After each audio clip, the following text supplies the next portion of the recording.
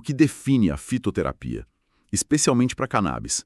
É diferente de outras plantas medicinais? Ótima pergunta para a gente começar. Fitoterapia, assim, na essência, é usar plantas medicinais ou os derivados delas, né? Extratos, óleos, para prevenir, tratar ou aliviar sintomas. Uhum. O ponto crucial que a professora destaca bem na aula é diferenciar da homeopatia, da antroposofia, dos florais. Ah, sim, sempre tem essa confusão. Pois é, a fitoterapia age pelos contrários. Parecido com a alopatia, a medicina convencional, se tem inflamação, usa uma planta anti-inflamatória.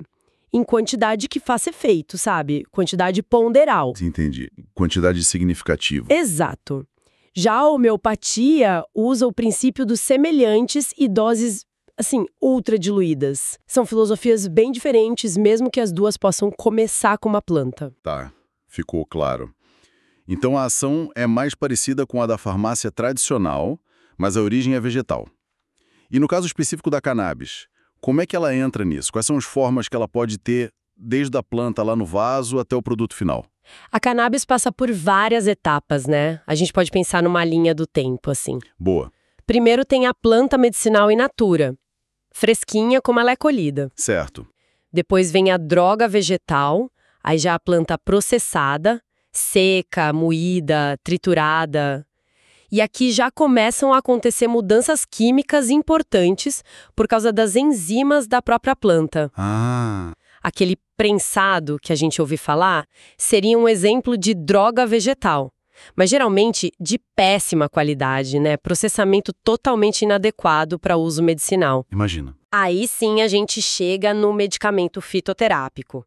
Esse é o produto industrializado que passou por todo o processo na Anvisa, controle de qualidade, testes de segurança, eficácia comprovada, tem bula, é um medicamento mesmo. Registrado com tudo certinho. Isso. A professora Rodrigues até menciona o papel do professor Carline na Anvisa, que foi fundamental para exigir esses testes rigorosos para fitoterápicos em geral. Importante esse rigor, né? Com certeza.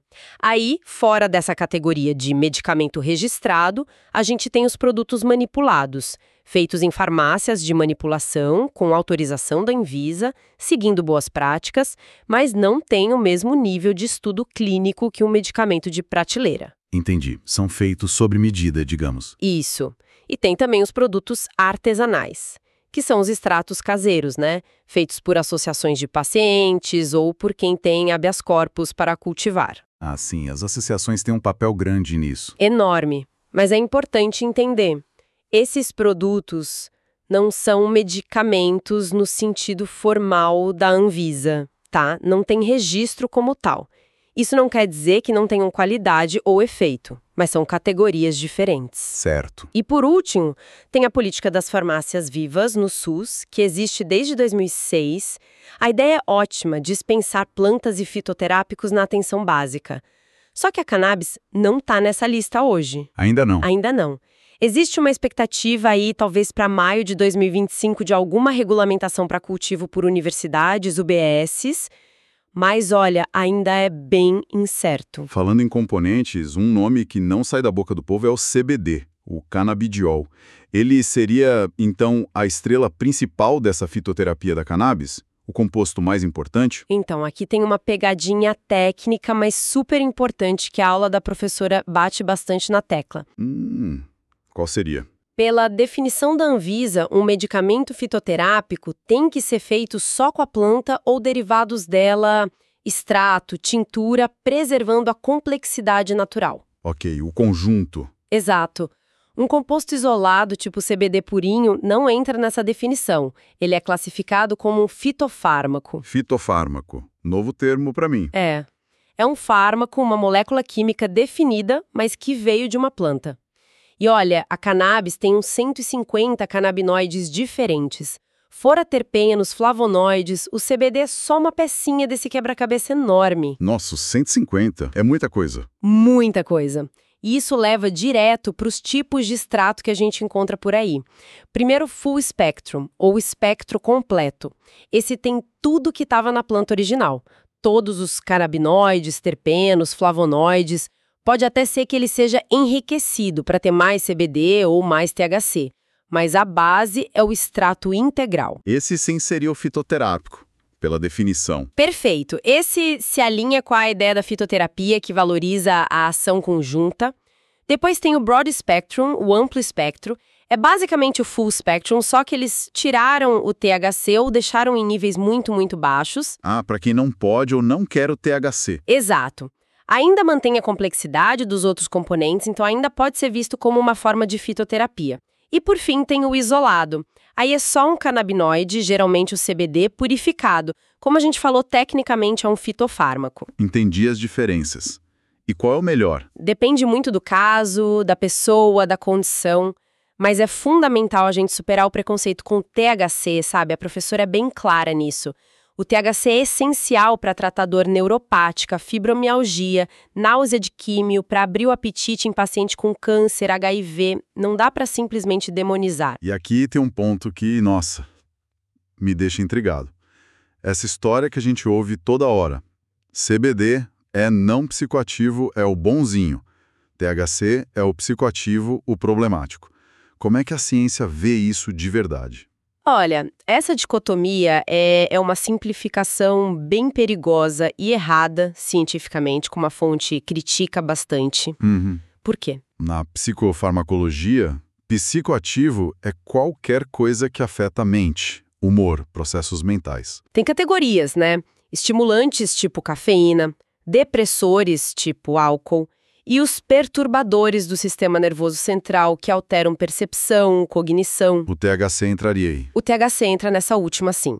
Mas isso não quer dizer que ele seja alucinógeno ou psicodélico necessariamente. E o efeito depende muito da dose, da pessoa.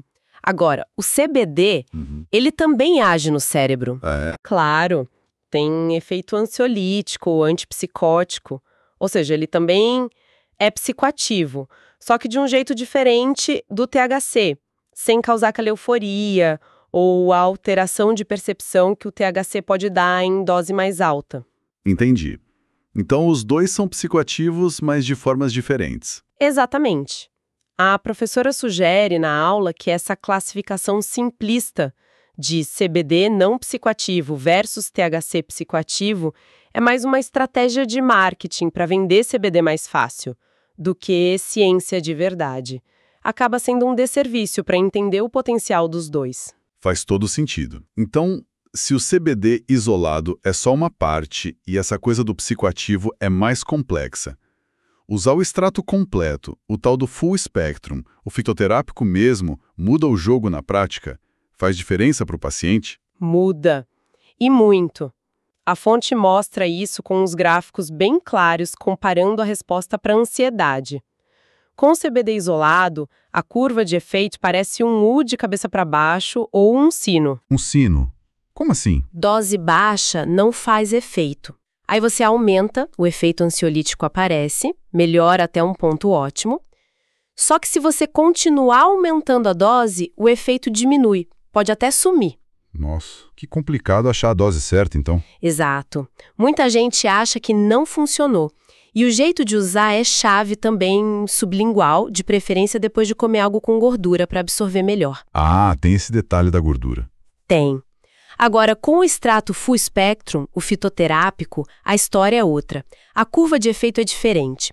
Conforme a dose aumenta, o efeito também aumenta até chegar num platô, num nível máximo de benefício.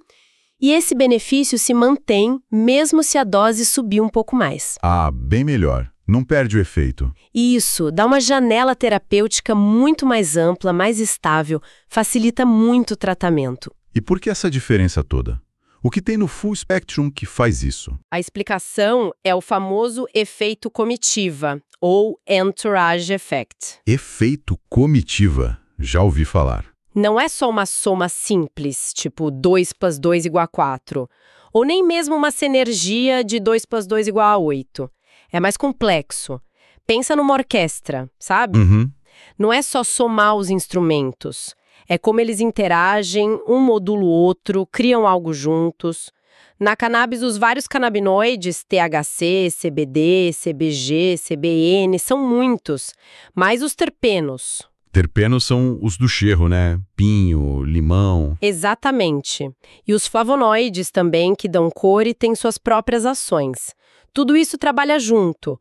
Um composto pode aumentar o efeito bom do outro, ou diminuir um efeito ruim, ou ativar uma via que o outro sozinho não ativaria. Entendi. É a banda toda tocando junta. Efeito. E tudo isso vem da resina, que fica naqueles tricomas, as glândulazinhas brilhantes da flor. Usar só o CBD isolado é como ouvir só o cantor, sem a banda.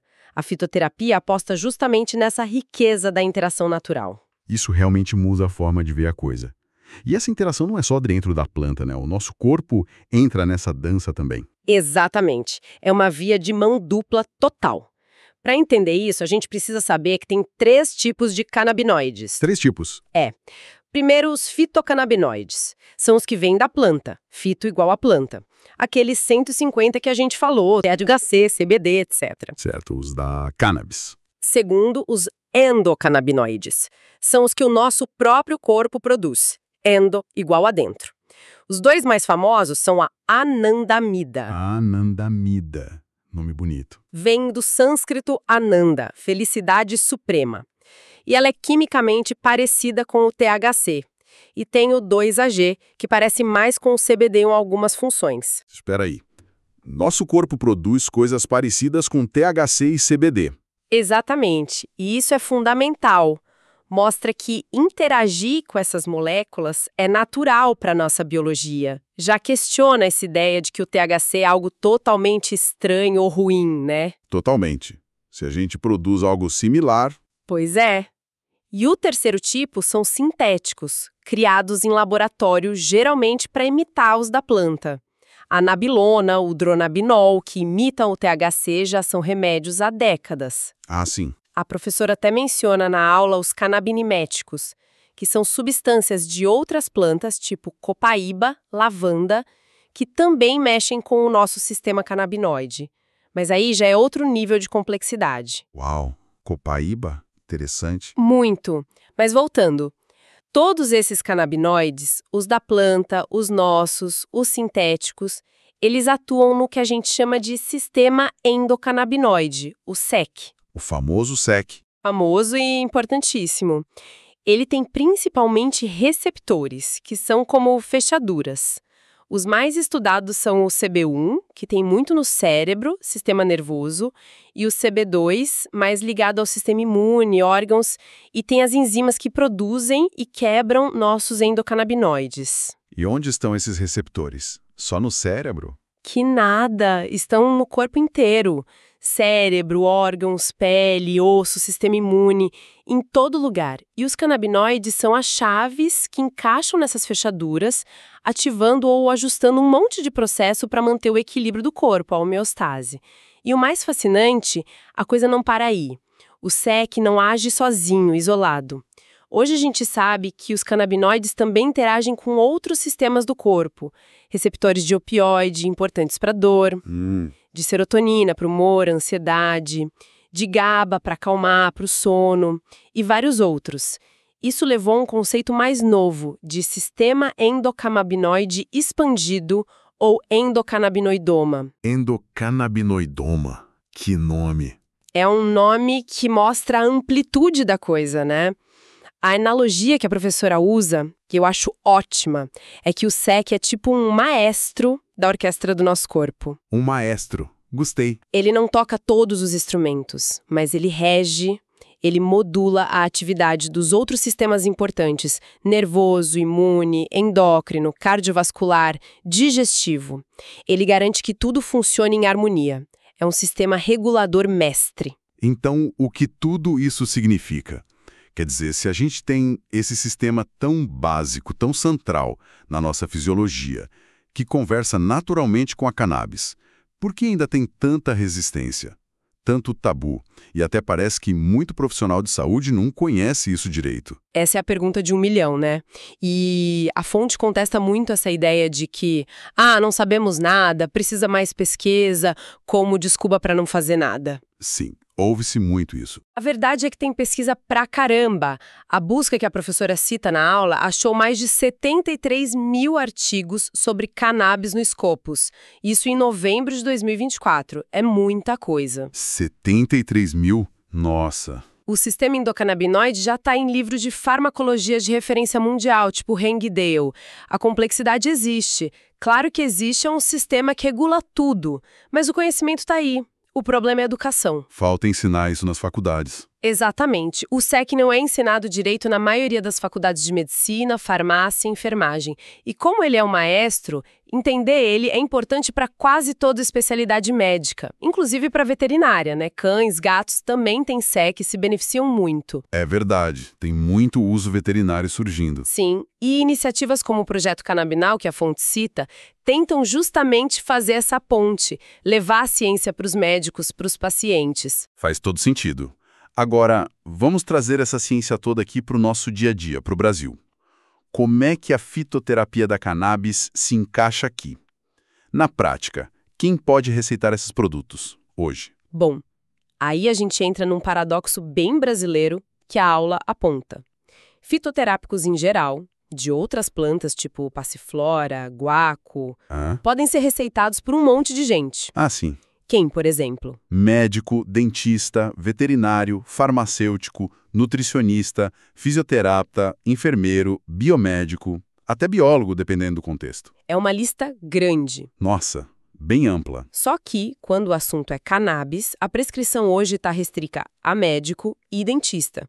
E bem recentemente, fim de 2024, incluíram os veterinários. Ué, mas por quê? Se é um fitoterápico, um extrato da planta, por que essa restrição só para cannabis? Pois é, a fonte levanta essa questão. Por que essa diferença? É um ponto para pensar, né? E isso leva direto para o grande paradoxo brasileiro que a professora descreve. Que seria? De um lado, o potencial do Brasil é, gigantesco. Uma das maiores biodiversidades do mundo, conhecimento tradicional riquíssimo de indígena, quilombola, ribeirinho sobre planta medicinal. A gente podia ser líder mundial nisso. Com certeza. Do outro lado, as limitações são frustrantes. Falta política séria para conservar essa biodiversidade. As políticas de fitoterapia do governo, tipo lista do SUS, lista de pesquisa, focam muito em planta de fora, alho, soja, maracujá importado, e as nossas plantas nativas. Esquecidas, né? Que irônico, né? Muito. Pouquíssima pesquisa clínica com planta brasileira, burocracia e desrespeito para acessar o conhecimento tradicional. O foco do país é commodity, não bioeconomia. E falta ensinar sobre isso na universidade, como a gente falou. Entendi. Um potencial enorme subutilizado. Exato. E para cannabis, especificamente, as regras da Anvisa, as RDCs, historicamente dificultaram o registro como fitoterápico comum. O acesso pelo SUS, quase impossível. A fonte citou o caso de São Paulo, né? Aprovaram a lei do CBD, mas demorou para entregar. Meses. E dependia de importação, o que deixa tudo caríssimo, complicado. Isso tudo só reforça que o cultivo nacional, regulamentado, controlado, seria a chave para baixar custo, garantir qualidade, ampliar acesso. A gente tem clima, terra, gente que sabe plantar, mas as barreiras e o estigma continuam aí. E pensando nos produtos que já existem, que são aprovados lá fora, aqueles medicamentos de cannabis mais conhecidos, eles são desse tipo. Espectro completo da fitoterapia? Ótima pergunta. É crucial como a fonte diferencia bem separar medicamentos de produtos. Qual a diferença-chave? Medicamentos são os que passaram por todo aquele processo super rigoroso de pesquisa clínica, fase 1, 2, 3, foram aprovados por agências sérias, tipo FDA nos Estados Unidos, EMA na Europa ou a nossa Anvisa. Tem indicação comprovada, bula, controle de lote. Entendi. É o padrão farmacêutico. Isso. Produtos podem ser bons, industriais ou artesanais, mas não passaram por esse mesmo nível de teste e aprovação regulatória para serem chamados de medicamento. Podem ser vendidos como suplementos ou ter autorizações mais simples. Certo. Agora, olhando os principais medicamentos de canabinoides aprovados no mundo. Tem os sintéticos, que imitam o THC, nabilona, Sazamet, dronabinol, Marinol. Existem há uns 40 anos já, usados para náusea de químio, para abrir apetite. 40 anos. E são baseados no THC. Exato. Depois, os naturais, derivados da planta mesmo. Tem o Epidiolex, esse é só CBD isolado, é um fitofármaco, aprovado para epilepsias raras e graves em crianças. Certo, só CBD para casos específicos. Tem o Mevatil, que fora do Brasil chama Sativex. Esse tem THC e CBD, geralmente 1 para 1 ou um pouco mais de THC. É um spray para a boca, para espasmo muscular na esclerose múltipla. Ah, esse tem no Brasil, né? E Mas é caríssimo. é o único derivado da planta que vende em farmácia aqui. Mas o preço, como a fonte diz, uns R$ 2.700. Inviável para a maioria. Nossa Senhora. Tem também o Canimed, aprovado em alguns lugares, também com THC e CBD em várias proporções. E tem o Bedrocan, que é curioso. São flores secas de cannabis, padronizadas com diferentes teores de THC e CBD, alguns bem altos em THC. São receitadas como remédio na Holanda, Canadá, para usar em vaporizador, mas não tem no Brasil. Flores como medicamento? Que diferente. E aqui? Isso levanta uma questão importante, e meio irônica, né? Se a gente olha os medicamentos que passaram pelos testes mais duros, aprovados pelas agências mais exigentes, a maioria deles depende fortemente do THC. Os sintéticos, o Mevatil, o Canimed, o Bedrocan. É verdade. O único só de CBD é para epilepsia rara. Exato. E isso bate de frente com o discurso que a gente vê por aí, que só fala bem do CBD e mal do THC. A ciência por trás dos remédios aprovados mostra que o THC é crucial, sozinho ou junto com o CBD. Que contradição com o senso comum, né? Total. E como isso se compara com o que a gente tem acesso no Brasil, fora o Mevatil caríssimo? Tem o exemplo do fitofármaco isolado da USP de Ribeirão Preto, que a fonte cita, só CBD, mas ainda depende de matéria-prima importada, e o custo para o paciente era estimado uns R$ 2.500 por mês. Ainda muito caro. Muito. E tem os fitoterápicos full spectrum, os extratos completos. Esses vêm ou por importação ou pela produção artesanal das associações e de quem tem habeas corpus. Mas o acesso ainda é muito limitado pela proibição do cultivo para a maioria, pelo custo de importar, pelas barreiras. Uau. É, realmente um cenário cheio de detalhes, contradições. Fica muito claro que a visão da fitoterapia, de usar a planta toda, o full spectrum, é bem diferente de usar só o CBD isolado, o fitofármaco. Conceitual e praticamente diferente. E os dois são diferentes dos sintéticos. E ainda tem o nosso corpo produzindo os endocannabinoides. Tudo conectado. Exatamente. Se a gente fosse resumir os pontos altos dessa nossa conversa, baseada na aula da professora Eliana, primeiro, essa diferença-chave, fitoterápico, planta complexa, versus fitofármaco, molécula isolada. Certo. Segundo, a importância do efeito comitiva, o todo agindo melhor que as partes isoladas, explicando talvez por que o full spectrum funciona diferente. A orquestra toda. Isso. Terceiro, o papel central do nosso sistema endocannabinoide, o tal maestro que regula tudo, e o fato de que a gente já produz carabinoide. Fundamental. Quarto, o paradoxo do THC, mal visto na rua, mas estrela nos medicamentos mais testados e aprovados. E por último, os desafios do Brasil. Potencial gigante, mas freado por regras, falta de investimento no que é nosso e dificuldade de acesso que prejudica quem precisa. Perfeito. E isso tudo deixa a gente com uma reflexão final, né, para pensar mesmo. Se o nosso corpo foi feito para interagir com canabinoides, a ponto de produzir os próprios, tipo a anandamida, que parece o THC, e se a ciência do efeito comitiva sugere que a complexidade da planta inteira, no full spectrum, pode ser mais eficaz ou mais estável, o que será que a gente pode estar perdendo ao focar tanto no CBD isolado? Um foco que parece vir, pelo menos em parte, do estigma antigo contra o THC e de interesses de mercado. Será que isso não está limitando a gente de explorar todo o potencial terapêutico que a planta inteira, na sua inteligência natural, pode oferecer? Fica aí a pergunta, né? Para a gente continuar pesquisando e questionando.